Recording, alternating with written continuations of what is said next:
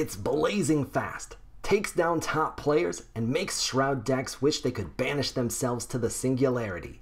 Introducing the KOBRA Kommander deck. Got it, captured! Target acquired, bombs away. Winning in parallel means knowing how to pilot your deck properly. This video includes the full deck list, which cards you can sub in and which cards you cannot. Then I'll take you through a full game against a good Shroud player and my entire thought process. Finally, I'll give you some budget options for players missing the legendary cards that are required. Metadeck videos tend to be a bit longer, so I have included all of the timestamps that you need below. And while you're down there, don't forget to hit that subscribe button. Here is the full deck list for the KOBRA Kommander deck. There are 26 units and 14 effects. That means 0 upgrades and 0 relics. We don't have time for that nonsense here. The must-have units and everything that's listed as a must-have are ones that you should not compromise on. You have to go out and go get those cards. The recommended units and recommended effects are the ones that you can mix and match based on what you like best. But first off is the Crimson Fleet Machinist, and this is super powerful because for just 1 energy you get to draw any random vehicle from your deck. That's extra important because we only have 5 vehicles in this deck. 4 of them are on the must-have units list, and the second one is the Claymore Artillery Gun. You get a 4/3 unit for 4 energy. It does 2 damage to any target on assault, and anytime that you play an effect, it gains armed for that round. That is really, really useful and puts a lot of pressure on your opponent. And then we have the Lancer tank, which is, in my opinion, the most threatening unit in the entire game. For just 5 energy, you get a 5/5 unit, but even better than that, with Assault, when it enters the field, it deals 4 damage directly to the opponent. You're paying 4 energy to do that with an Orbital strike already, so that is tremendous value. But even better than that, once the Lancer tank hits the field, your opponent has got to scramble to remove it on the very next turn, because if not, it does 4 damage to any target unit on attack. That means that you can attack face, clear a defender with that ability or any other unit and still do the 5 face damage. If they've got a really, really big defender, maybe they've buffed up their Gafar, for example, then you can attack Gafar with the Lancer tank. It does the 4 damage to Gafar first, then it does 5 or more damage on its own attack as well, and you're probably removing just about anything in the game. The must-have effects are really, really simple. The PS8 launcher is pretty much a must-have in any deck. It's because it's universal and it is great for early game removal. Remember, we want to control the board early on. Then the next 9 cards are all direct damage. You've got 33 total damage in effects from these 9 cards with Determined Assault, Crack Shot, and Orbital Strike. Those are your win condition. In the recommended units and recommended effects section, this is where you're allowed to mix and match a little bit. You're rarely going to want to use a card that's not on this list somewhere, but feel free to increase and decrease these quantities based on your own preferences. The key theme here, though, that you need to remember is that you want a majority of these cards to be cheap and efficient units. We have 17 units in the recommended units section, and 14 of them are 1 or 2 energy, and every single one of them brings some sort of an ability to the table as well. The Merc Gunslinger is a pro for early game trading and controlling the board. Your Heavy Weapons team is a wonderful easy assault trigger. You typically want to play that around turn 3 or 4 so that you have assault ready for Lemieux and for your Lancer tank. The Marcolian Bannerman gets buffed on effects. We've got lots of effects.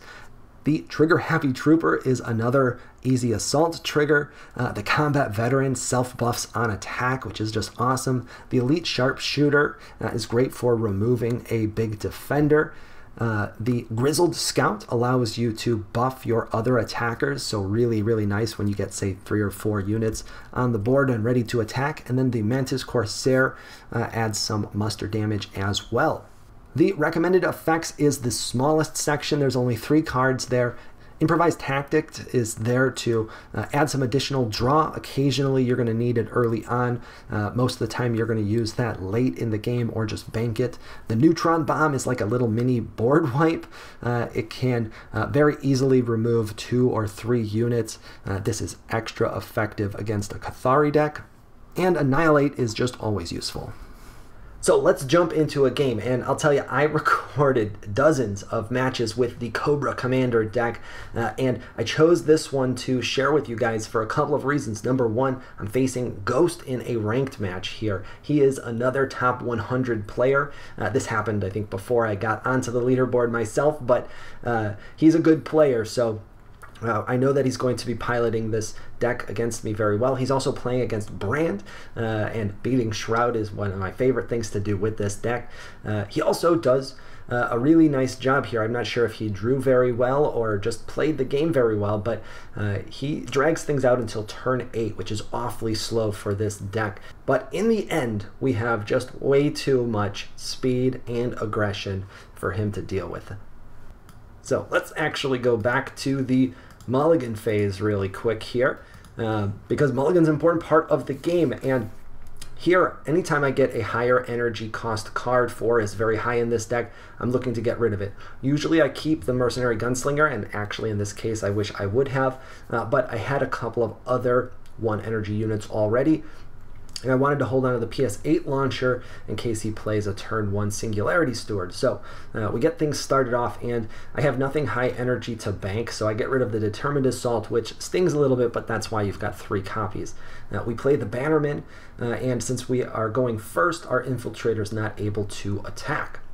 Now, against Shroud, I am always hoping that they do not have a Singularity Steward to play on turn 1, and we get lucky. I think he actually does have it in his hand here, but he decides to play the Mercenary Gunslinger instead. This will happen to you a lot because the Mercenary Gunslinger erases our Infiltrator. But we are perfectly okay with that because we still have the Bannerman on board. We've got a PS8 launcher in our hands. Things are looking pretty good. Now, I don't really want to draw the Black Market Fixer here because it's nice to get that later in the game if he already has a buffed up Singularity Steward, but he didn't play it on turn 1, so and I need to bank something here, so we're going to get rid of the Black Market Fixer. Gets us up to 2 energy, and I've got a couple choices. I could play both my 1 energy cards or the Combat Veteran, and it's always very nice to get the Combat Veteran out on turn 2, especially if they didn't have a turn 1 Defender. That means that he's going to be able to start self-buffing quickly. And I could take out his Gunslinger here, but I choose to attack instead. Typically when you're not sure, just go with be aggressive and attack. And now, on turn 3, we draw our Lancer tank. We didn't need to use the Crimson Fleet Machinist to get it out there at all, but we still probably want to play the Crimson Fleet Machinist because we don't want to bank the Lancer tank. We do want to get some more cards in our hand, so we've got a couple of options here. I decide to bank the Heavy Weapons team, which is not ideal. I'd much rather play it on this turn or the next turn so we have Assault ready. But he's got no defenders out. There's a good chance he doesn't have a lot of defenders or any defenders in this deck, so that might not be a big issue. We gamble and play the Combat Veteran plus Crimson Fleet Machinist here. This gives us a 3-to-1 advantage on the board. We're able to draw a Claymore Artillery Gun, which will be useful on the next turn. And then our end of turn card is another Crack Shot, or our first Crack Shot rather, which is always nice. Now on turn 3, he plays the Singularity Steward that we were worried about, and we're hoping here that he doesn't have a Life Siphon. He does, of course. That's good to erase 2 out of my 3 units, and it buffs his Singularity. That's a very nice turn 3. It comes back to us. We've drawn another Combat Veteran. We have 5 cards in our hand, so we've got a little bit of a card advantage, but it's really just because it's our turn and we went first. So we've got some decisions to make here. We have lost our board advantage. His He's got the biggest unit on the board. He's also got the same number of units as us, so we don't have a ton of choices here. I decide to bank the combat veteran because I'm going to play the artillery gun. That requires attacking first. Don't forget to do that. Very easy to do when you're new to playing Marcolian. Is forget to attack to trigger your assault. Now, I would really like to get rid of his Singularity Steward here, but doing so would require sacrificing my Crimson Fleet Machinist, plus taking the combat veteran down, and using my PS8 launcher. That doesn't leave me with a lot of cards in my hand, so I go for the more aggressive play here. I attack, I use my direct damage on the opponent, and that might have been a mistake. Using a PS8 launcher plus attacking could have gotten rid of the steward. Now, turn 4, he has an Honored Steward in his hand, and that is a problem. He banishes my artillery gun, then he kills the combat veteran, which gets another buff, and now I've totally lost board advantage, and not ideal. But that does happen against Shroud, and he has had plenty of removal cards to play already. Turn 5. Things are looking pretty grim. I haven't done a lot of damage, but I can still attack to trigger assault, so I'm going to play Lemieux here. This removes the Honored Steward and brings back my artillery gun. I also get my combat veteran back from the waste too, which is helpful. Now you'll notice I don't get to take advantage of Lemieux's buff here because I don't have any attackers left. But that is all we can do. You're going to see when I'm playing, I often double check that I have banked at the very end of my turn. I recommend you do that as well. It's easy to forget. Now here on his turn 5, we see another erasure, which is no fun. He banks, and I'm worried about another life siphon as well. So he has been able to banish 2 cards here for just 5 energy.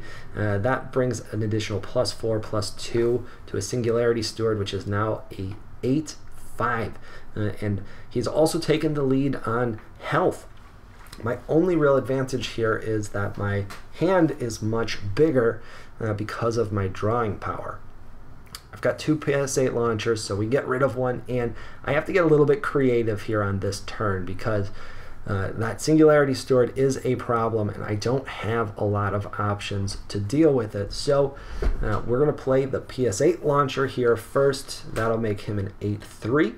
Then our Neutron Bomb will do 3 damage to take him out, and we're wasting the Neutron Bomb a little bit in that there's only 2 units on the field, but it gets rid of the Mercenary Gunslinger as well, so effectively we've wiped his board here for just 4 energy, which means that I can also sneak in the combat veteran as well. We could play the Crack Shot here, but when you've got a choice between Crack Shot and a unit, you want to get the unit out there, especially a self-buffing one like the combat veteran. Okay, his turn 6. This is where things get tricky for our opponent. Things are looking much better for us now. He has another Singularity Steward, which is no fun, and yep, it's going to be another erasure. Watch it come out. Boom. They always seem to have plenty of erasures. He finishes the turn by playing his Mercenary Gunslinger. He curiously decides to do the 1 point of damage to my combat veteran instead of to me.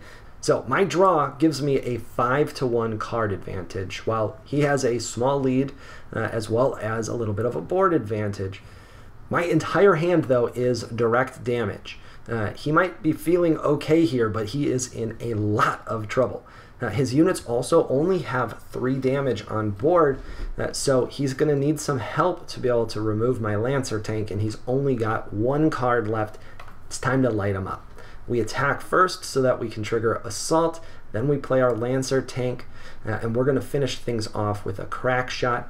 That brings us to an 18-13 lead going into the second half of turn 7. We draw another crack shot, so now I've got 11 direct damage in my hand. I've got 7 more on the board. He does not have a good way to deal with what I have here, and really his only chance was if he was able to do 2 more erasures on this turn to clear my board. That would only buy him 1 more round, but he does get the Nullifier Acolyte instead, and I actually do make a little bit of a mistake here at the beginning of my next turn because of it, and we'll talk about that in a moment. He did his math wrong in trying to remove my combat veteran, so now he's really screwed. But even if he was able to, the game is still over. We're going to bank our Annihilate, and here comes the mistake. That Nullifier Acolyte makes my effects cost 2 additional energy, so I accidentally pay 6 here. That takes him down to 8. Not a problem. We still have 9 damage on the field that he can't stop, plus 6 more damage in my hand, but I've used too much energy, so I can't play as much. To get creative, I decided to attack with the Lancer tank, remove his Nullifier Acolyte, and I could just simply attack with the combat veteran here, but I like to show him that I had many ways to finish this game off, and I play the crack shot instead. One of the things that I love about the Cobra Commander deck so much is that there are only 2 legendary cards, so it's relatively easy to put together and not very expensive if you're purchasing the NFT copies. However, legendaries are still tough to get your hands on, so regardless of how you're building your deck, if you want to play the Cobra Commander right away, but you haven't got those legendary cards available, here are a couple of substitutions to look for. The Lancer tank, you really do want to get the Lancer tank. That card is awesome. But if you don't have it, you can start off with an extra copy of the Mantis Corsair. It's very similar, same cost, they're both 5 energy. The Mantis Corsair is a 4/4 instead of a 5/5, and it doesn't have quite as awesome of abilities, but it still does 3 damage to the enemy on muster. Doesn't require assault either, so a little bit easier to play, and definitely still a useful unit. The Neutron Bomb, you want that one as well, but you can live without it for a little bit. And that is nice because the Neutron Bomb is also one of the most expensive cards in the entire set.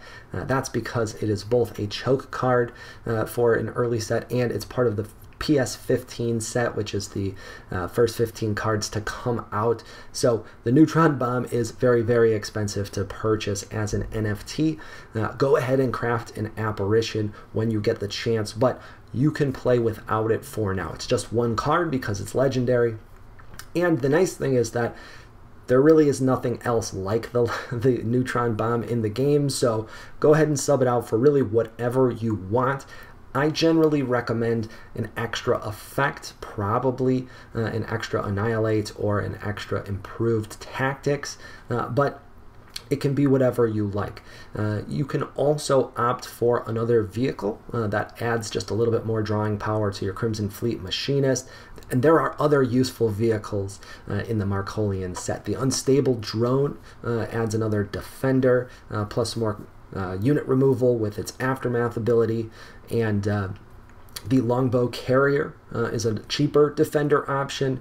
I typically think that those are too slow for this deck, but if you're playing without the legendaries, then the deck is going to be a little bit slower anyways, so that's not necessarily the worst thing. As for the rest, if you find yourself short on a couple of cards, just substitute them for something else similar that is already in the deck. Remember, you want to keep lots and lots of small, cheap, and efficient units in your deck. So anytime you're subbing out one of those, make sure you replace it with another 1 or 2 energy unit. But the closer you can get to this exact list, the closer you're going to be to smashing top 100 players and getting past those Shroud decks that have been frustrating you for so long.